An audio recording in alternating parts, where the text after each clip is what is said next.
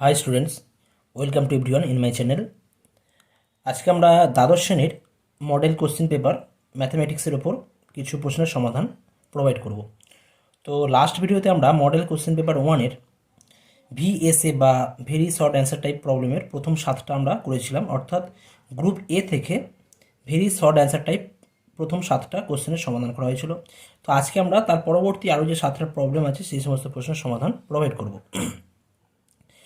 একটা বিষয় বলে রাখি, যখন তোমরা প্রবলেমগুলো সলভ করবে তোমরা অবশ্যই খাতা পেন নিয়ে বসবে, আর প্রবলেম যখন আমি দেবো কোনো কোশ্চেন দেখা মাত্রই তোমরা সেটা সলভ করার চেষ্টা করবে এবং আমার ভিডিওটা পজ করে রাখবে, এবং না পারলে তারপরে তোমরা সেটা অ্যান্সারটা দেখবে। ঠিক আছে, যাতে করে তোমাদের প্র্যাকটিসটা ভালো হয়ে যাবে এবং ইন ফিউচার তোমরা যখন এক্সামে বসবে খুব সহজেই কিন্তু কোশ্চেনগুলোর অ্যান্সার তোমরা দিতে পারবে। ওকে, তো যাই হোক, তোমরা খাতা পেন নিয়ে বসো। ওকে, শুরু করা যাক। Question number VSA type question number, আমাদের গ্রুপ এ যে কোশ্চেনগুলো ছিল সেই সমস্ত কোশ্চেনের সমাধান। প্রশ্নবিচিত্রা দ্বাদশ শ্রেণী মডেল কোশ্চেন পেপার 1 পার্ট এ, যেখানে 70 নম্বর ছিল এবং আমরা আলোচনা করেছিলাম লাস্ট ভিডিওতে একের দাগের এ, বি এবং সি এর দাগের প্রথম 3টে অঙ্ক আমরা করেছিলাম। সি এর দাগের প্রথম 3টে অঙ্ক করেছিলাম। তো তোমরা যারা আগের ভিডিওগুলো দেখোনি তারা কিন্তু অবশ্যই আমার ডেসক্রিপশন বক্সে লিঙ্ক দেওয়া রয়েছে, তোমরা সেখান থেকে দেখে নিতে পারো। ওকে, তো যাই হোক, শুরু করা যাক আজকের question number C Roman 4। Question number C Roman 4 কী দেওয়া আছে দেখো। প্রমাণ করো যে F X equal to mod of sine X by X, comma X equal to 0 বিন্দুতে অসন্তত, সেটা আমাদের প্রমাণ করে দেখাতে হবে। তো এখানে কোশ্চেনে কি দেওয়া আছে, ফাংশন দেওয়া আছে mod of sine X by X, আর এক্স ইকুয়াল টু 0 বিন্দুতে আমাদের অসন্ততা প্রমাণ করে দেখাতে হবে। হ্যাঁ, প্রমাণ করতে হবে, অসন্ততা আছে, প্রমাণ করে দেখাতে হবে।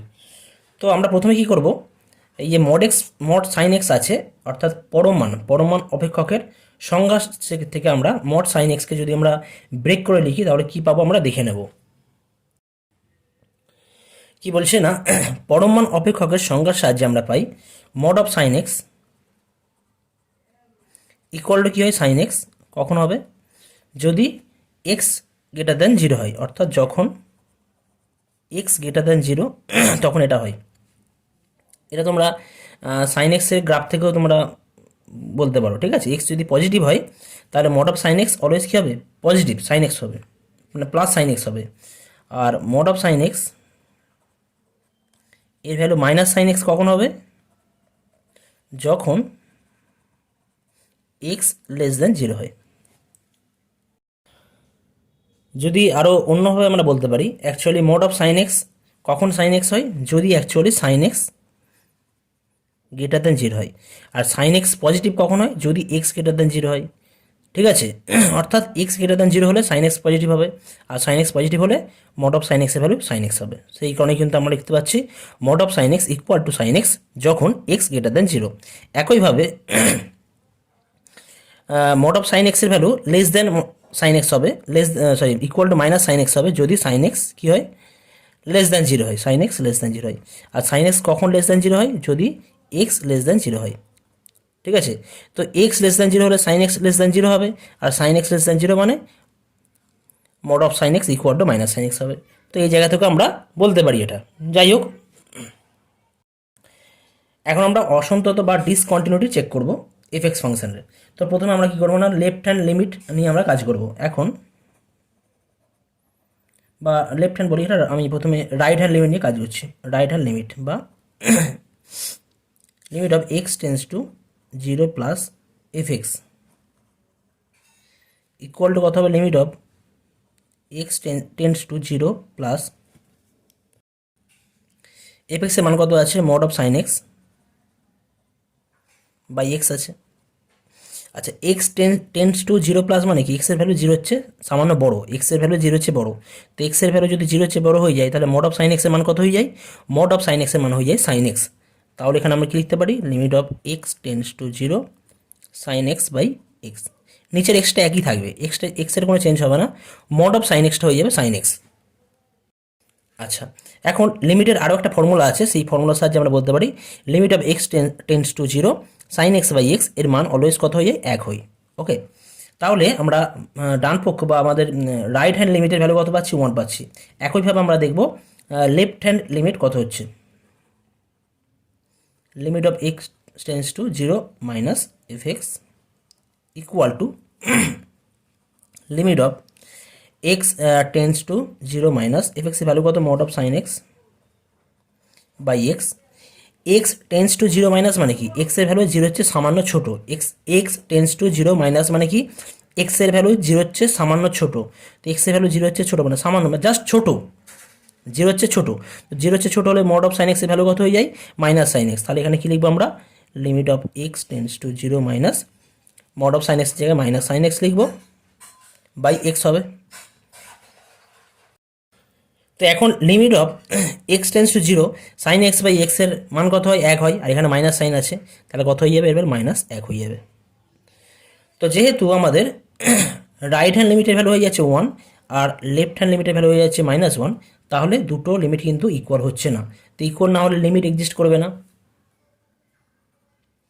যেহেতু limit of X tends to 0 plus F x is not equal to limit of X tends to 0 minus F x, সুতরাং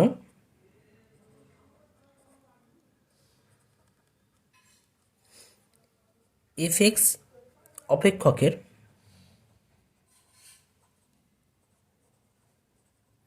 এক্স সমান 0 বিন্দুতে লিমিট বা সীমার অস্তিত্ব নেই, সীমার কোনো অস্তিত্ব নেই।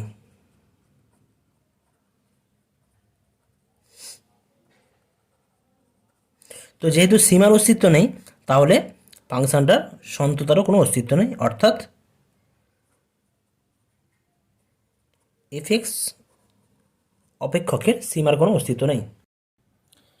শেষে আমরা কমপ্লিট অ্যান্সার লিখব। সুতরাং এফ এক্স অপেক্ষকের এক্স সমান 0 বিন্দুতে সীমার কোনো অস্তিত্ব নেই, অর্থাৎ এফ এক্স অপেক্ষকের এক্স সমান 0 বিন্দুতে সন্ততার কোনো অস্তিত্ব নেই। সীমা যদি না এক্সিস্ট করে বা লিমিটের যদি কোনো অস্তিত্ব না থাকে, তাহলে সন্ততা বা কন্টিনিউটির কোনো অস্তিত্ব থাকবে না।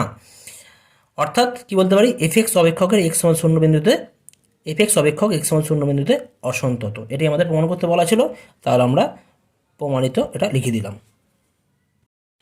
নেক্সট আসবো আমরা সি এর দাগের রোমান 5 কী দেওয়া আছে দেখো, মান নির্ণয় করো integration of cos root X by root X into sine square root X dx. তো এখানে কোশ্চেনে কী দেওয়া আছে, integration of cos root X by root X into sine square root X. তো এটা আমরা কীভাবে করবো দেখো, কস বাই সাইন যদি আমরা একটা সাইনকে রাখি, আচ্ছা 1 বাই রুট এক্স আমি আগে রাখছি এখানে, cos root x by sin root x into 1 by sin root x dx হবে। তাহলে এই জায়গা থেকে আমরা লিখতে পারি 1 by root x, cos by sin মানে হয়, cos by sin মানে হয় আমাদের cot root x, R 1 by sin root x মানে হয় cosec root x dx। এখন আমরা এখানে প্রতিস্থাপন পদ্ধতি অ্যাপ্লাই করব। তো যদি আমরা এখানে প্রতিস্থাপন পদ্ধতি অ্যাপ্লাই করি, ধরি রুট এক্স সমান জেড, আমরা পুট করলে কী পাবো, যদি ডেরিভেটিভ করি বোথ সাইড যদি আমরা ডেরিভেটিভ করি, তাহলে পাবো 1/2 root X dx equal to dz. ঠিক আছে, তাহলে এই জায়গা থেকে কত পাবো, ডিএক্স বাই রুট এক্স এর ভ্যালু হবে 2 ডিজেড। জাস্ট এই ভ্যালুটা 1 বাই রুট এক্স ডিএক্স আছে, এর ভ্যালুটা আমরা 2 ডিজেড আমরা ইউজ করতে পারি, কত হয়ে যাবে তাহলে এটা। আর কোসেক রুট এক্সকে আমরা লিখতে পারি কোসেক জেড কট জেড ইন্টু 2 ডিজেড। আর কোসেক জেড আর কট জেড এর ইন্টিগ্রেশন করলে কত হয় তোমরা জানো, এটা মাইনাস কোসেক জেড হয়ে যায়, পাশে 2 আছে, 2টা আমি আগে লিখে দিলাম, আর প্লাস সি হচ্ছে আমাদের আরবিটারি কনস্ট্যান্ট বা সমাকলন ধ্রুবক।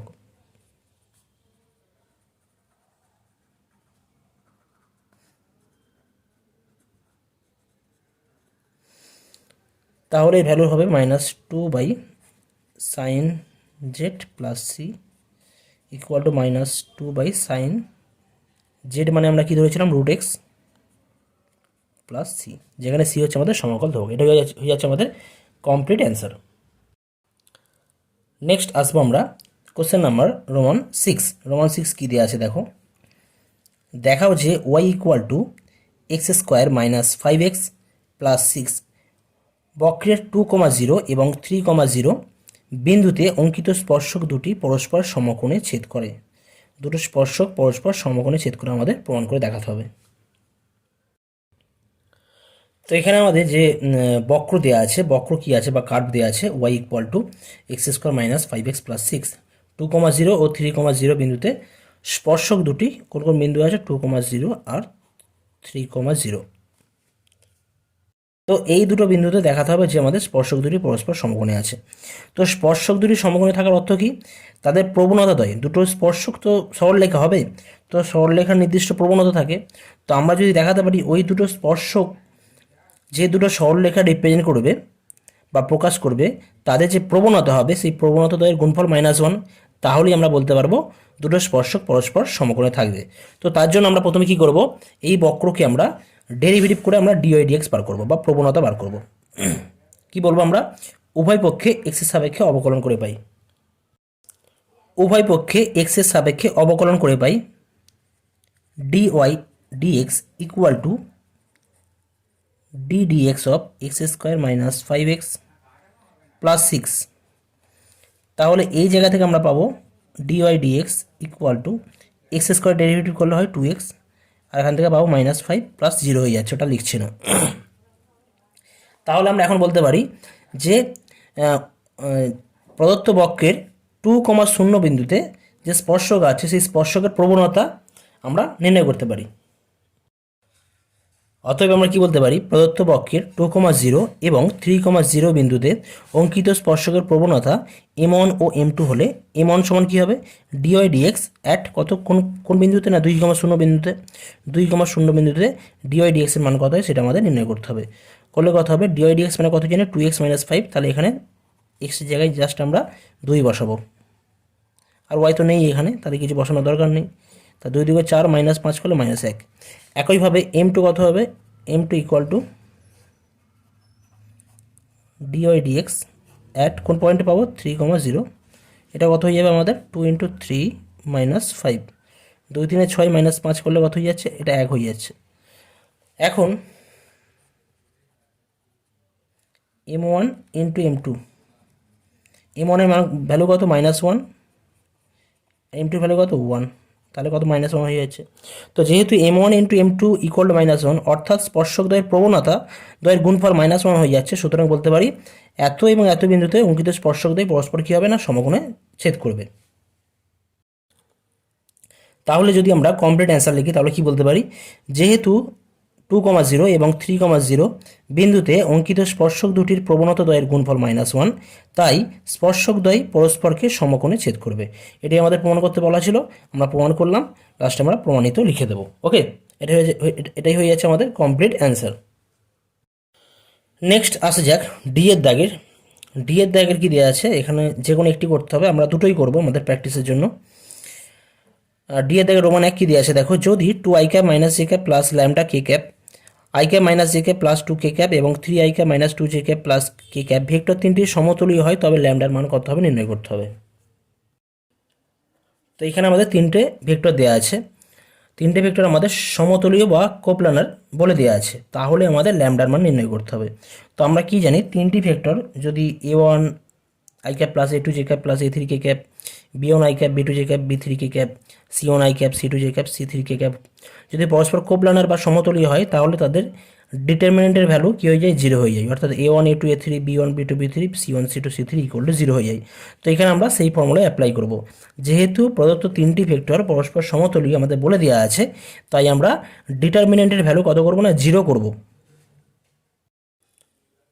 যেহেতু প্রদত্ত তিনটি ভেক্টর সমতুল্য, সুতরাং আমরা কি বলতে পারি, ডিটারমিনেন্ট অফ 2 - 1 ল্যামডা, এখান থেকে 2 পাচ্ছি, জে ক্যাপের কোইফিসিয়েন্ট কত -1, কে ক্যাপের আছে ল্যামডা, আই ক্যাপের 1, জে ক্যাপের -1, কে ক্যাপের 2, আই ক্যাপের 3, জে ক্যাপের -2 আর কে ক্যাপের 1 আছে, ইকুয়াল টু কত হবে না, 0 হবে। এবার এইখান থেকে আমরা ল্যামডার মানটা বার করব। ডিটারমিনেন্ট যদি আমরা বার করি কত হবে, যদি 2 কমন নিই, 2 কমন নিলে পাবো এটা -1, -1 প্লাস 4 হয়ে যাবে এটা, প্লাস 1, মানে ফার্স্ট রো হিসাবে, ফার্স্ট সারি বা ফার্স্ট রো হিসাবে আমরা এক্সপ্যান্ড করছি। -1 করলে +1 হয়ে যাচ্ছে, তার এটা 1 -6, 1 -6, আর প্লাস ল্যামডা আছে লাস্টে -2, আর এটা +3 হয়ে যাবে এটা। ওকে, ইকুয়াল টু 0। তাহলে এই জায়গা থেকে পাবো আমরা 2 × 3 plus 1 × -5 plus lambda × 1 equal to 0, অর্থাৎ 6 - 5 প্লাস ল্যামডা ইকুয়াল টু 0, বা 1 প্লাস ল্যামডা ইকুয়াল টু 0, অর্থাৎ ল্যামডা ইকুয়াল টু -1 হয়ে যাচ্ছে। তাহলে এই জায়গা থেকে বলতে পারি যদি প্রদত্ত তিনটি ভেক্টর পরস্পর সমতলীয় হয় বা কোপ্লানার হয় তাহলে ল্যামডার ভ্যালু কত হয়ে যাবে, -1 হয়ে যাবে। এটা হয়ে যাচ্ছে আমাদের কমপ্লিট অ্যান্সার। নেক্সট আসছি ডি এর দাগের রোমান 2। রোমান 2 কী দেওয়া আছে দেখো, কোনো সরলরেখার দিক অনুপাতগুলি -18, 12 ও -4 হলে তার দিক কোসাইন কত হবে। এটা ভেরি সিম্পল প্রবলেম, তবু আমি করে দিচ্ছি। তো এখানে প্রদত্ত সরলরেখার দিক অনুপাতগুলি কী দেওয়া আছে, -18, 12 ও -4। তাহলে বলতে পারি অতএব দিক কোসাইন সমূহ হবে নির্ণেয় দিক কোসাইন হবে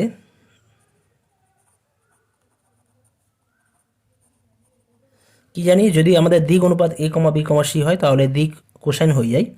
দিক অনুপাত যদি a, b, c হয় তাহলে দিক কোসাইন হয়ে যায় a/√a² + b² + c², b/√a² + b² + c² এবং c/√a² + b² + c²। তো এখানে আমরা সেই ফর্মুলাই অ্যাপ্লাই করছি। -18 কী হবে, √(−18² + 12² + -4², কমা 12/√ সেম -18² + 12² + -4²। একইভাবে -4/√ -18² + 12² + -4² হবে। তো এখান থেকে যদি আমরা ক্যালকুলেশন করি তাহলে এই জায়গা থেকে পাবো -18/, আর এটা তোমরা ক্যালকুলেশন করবে, তোমরা ক্যালকুলেটরে করতে পারো বা নিজেরা করতে পারো, করলে তোমরা পাবে √484 হবে 484, আর 484 বর্গমূল করলে হয় 22। একইভাবে এটা হবে 12/22, এটা হবে -4/22। তাহলে এই জায়গা থেকে বলবো অর্থাৎ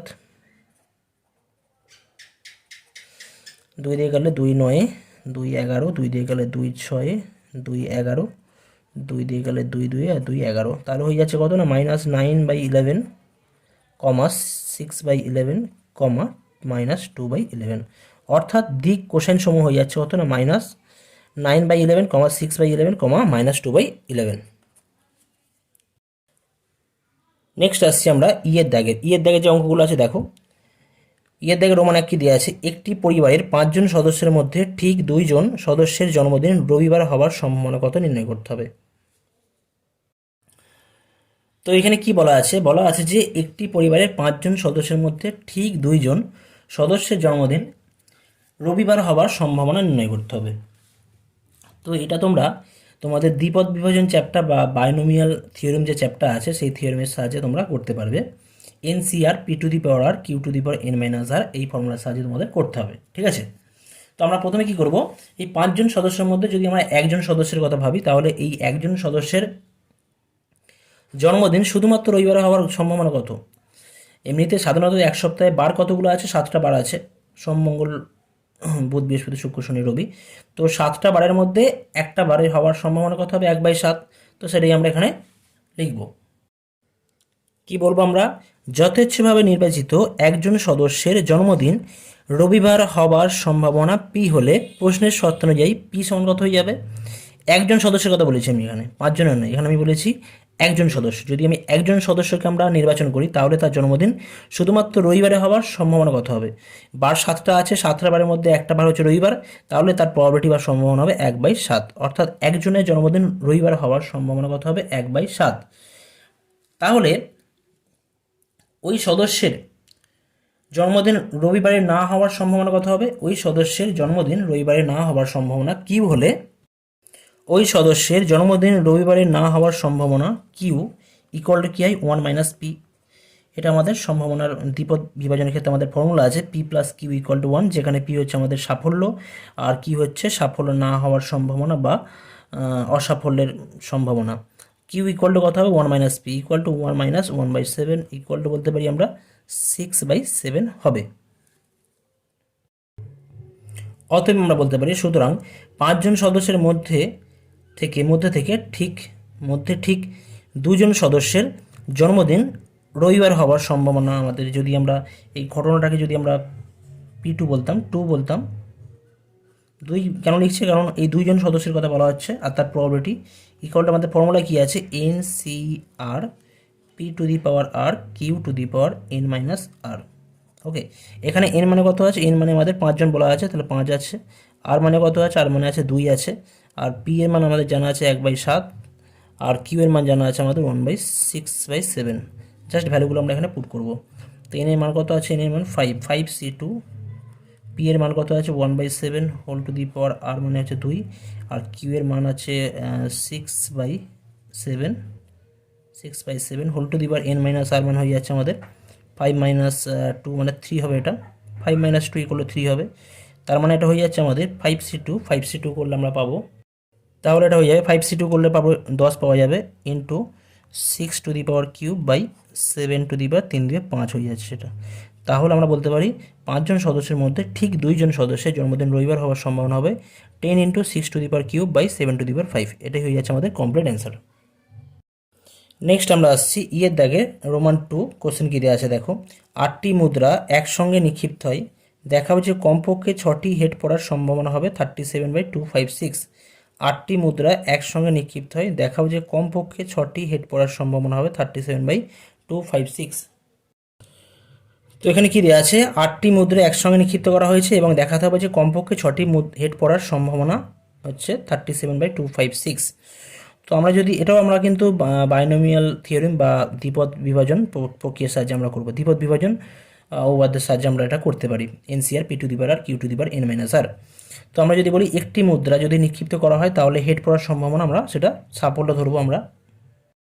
তো আমরা কি বলতে পারি? যথেচ্ছভাবে নির্বাচিত একটি মুদ্রা নিক্ষিপ্ত করা হলে হেড পড়ার সম্ভাবনা p কত হয়ে যাবে?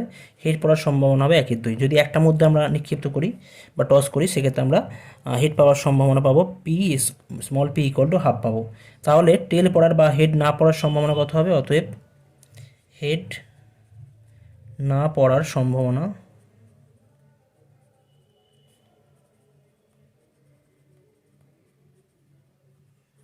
q ইকুয়াল টু কত হবে? 1 - p হবে। এটাও আমাদের পাবো 1 - ½ = ½ পাবো।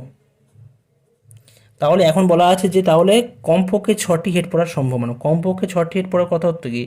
কমপক্ষে 6টি হেড পড়ার হেড পড়ার এই কথার অর্থ হচ্ছে 6টা হেড পড়তে পারে, মানে ঠিক 6টা পড়বে, ঠিক 7টা পড়বে আর ঠিক 8টা পড়বে। কমপক্ষে 6টি হেড পড়ার সম্ভাবনা বা কমপক্ষে 6টি হেড পড়ার যে ঘটনা তার অর্থ হচ্ছে ঠিক 6টি হেড পড়তে পারে এটা হতে পারে, অথবা ঠিক 7টি হেড পড়তে পারে, অথবা ঠিক 8টি হেড পড়তে পারে, তার ঘটনা বোঝাই। তো এখন এই 3টে ঘটনা একসাথে যোগ করলে আমরা যে সম্ভাবনা পাবো সেটাই হবে আমাদের কমপক্ষে 6টি হেড পড়ার সম্ভাবনা হয়ে যাবে।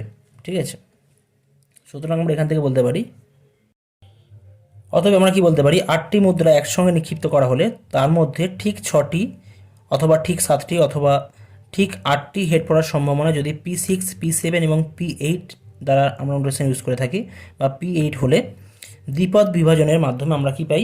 p6 ইকুয়াল টু কী হবে? NCR বা এটাকে আমরা একসাথেও করতে পারি, অসুবিধা নেই, একসাথে আমরা করতে পারি। এটাকে আমরা একসাথে করতে পারি। দ্বিপদ বিভাজনের মাধ্যমে আমরা পাই কমপক্ষে 6টি হেড পড়ার সম্ভাবনা ইকুয়াল টু p6 হবে, অর্থাৎ এক্স্যাক্টলি 6টা, প্লাস p7 এক্স্যাক্টলি 7টা, আর p8 অর্থাৎ এক্স্যাক্টলি 8টা। এখন p6 আমরা পাবো। p6 এর ফর্মুলা কি? না, এখানে n মানে কত আছে? n মানে আছে 8, আর p6 এর সময় এখানে আর আছে 6, হ্যাঁ এখানে আর হচ্ছে 6, তাহলে আমাদের 8c6 p⁻r পি মানে কত আছে, পি মানে আছে half, half to the power 6, আর কিউ মানে half to the power n-6 মানে 2 হবে। P7 হবে 8C7 half to the power 7, আর হাফ টু দি পাওয়ার 8-7 করলে 1 পাচ্ছি। এখানে হবে আমাদের 8C8 হাফ টু দি পাওয়ার, এটা হবে আমাদের 8, আর হাফ টু দি পাওয়ার 8-8 করলে পাবো 0 পাবো। এটা n সমান একটা আলাদা আছে, ওটা আমি জাস্ট বোঝার জন্য লিখেছিলাম এখানে। তাহলে এখান থেকে ক্যালকুলেশন করলে আমরা পাবো 1/2 টু দি পাওয়ার 8টা সব জায়গায় দেওয়া আছে, 2 টু দি পাওয়ার 8 এখানে আছে, 2 টু দি পাওয়ার 8 আছে, এখানে 2 টু দি পাওয়ার 8 আছে। তাহলে 1/2 টু দি পাওয়ার 8 আমরা কমন নিয়ে রাখছি। উপরে তাহলে কত পড়ে থাকছে এখানে 8C6 plus 8C7 plus 8C8, right. এখানে কি 2 টু দি পাওয়ার 6 আর 2 টু দি 2 স্কোয়ার মানে 2 টু দি পাওয়ার 8 হয়ে যাবে, সেটা আমি লাস্টে কমন নিয়েছি। এখন এই জায়গা থেকে যদি তোমরা ক্যালকুলেশন করো পাবে 2 to the power 8, 1/2 two the power 8, 8C6 মানে হয় 28, 8C7 মানে হয় 8 প্লাস 8C8 মানে 1 হবে। তাহলে এটা হয়ে যাচ্ছে 37, আর 2 টু দি পাওয়ার 6 মানে হয়ে যাবে 256। ওকে, অর্থাৎ আমরা কি বলতে পারি, কমপক্ষে 6টি হেড পড়ার সম্ভাবনা হবে 37/256। এটা আমাদের প্রমাণ করতে বলা ছিল, তাহলে আমরা প্রমাণিত লিখব।